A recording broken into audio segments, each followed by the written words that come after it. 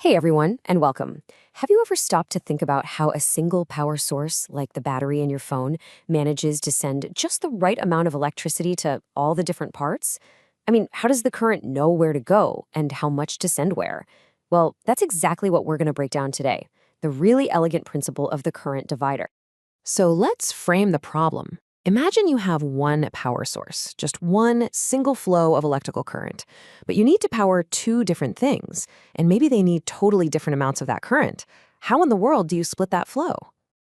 Well, the answer is all about a fundamental design called a parallel circuit. See, unlike a series circuit where everything is just in one long line, a parallel circuit gives the current multiple branches or paths that it can travel down at the same time. And it's at that split, that junction, where all the magic really happens. Okay, so the current gets to this fork in the road. How does it decide which way to go? It actually follows a rule you've probably heard before. It takes the path of least resistance. Let's see exactly what that means for our circuit. The best way to get your head around this is to think about water.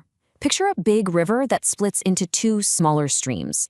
Now, if one of those streams is super wide and clear, and the other one is narrow and full of rocks and junk, where's most of the water going to go? It's going to rush down that wide, easy path, right?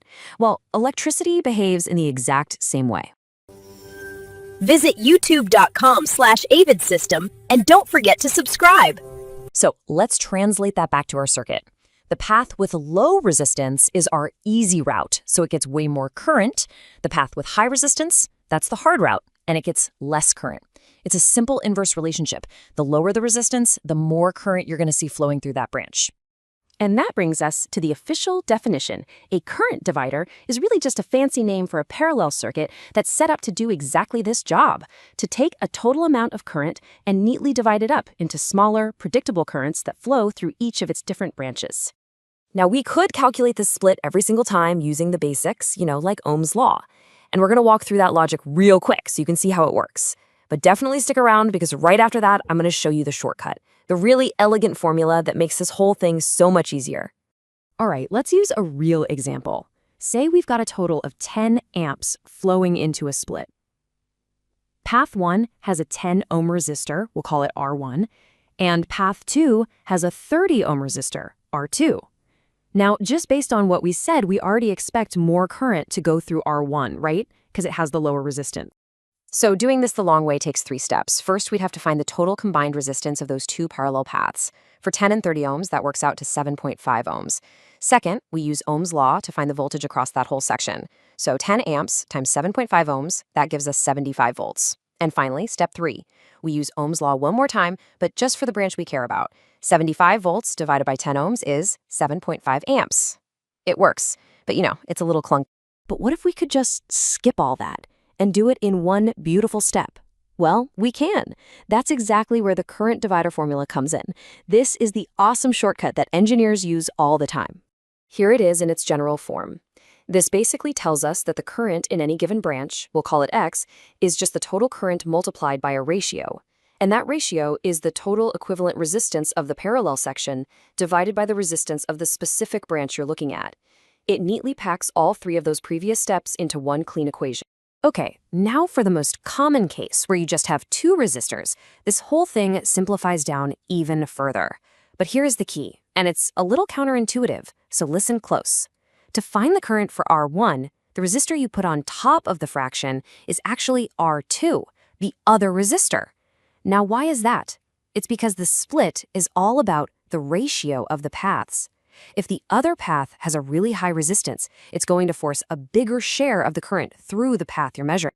So let's just break down the parts of this handy formula. We're solving for I1, right? That's the current through our first resistor.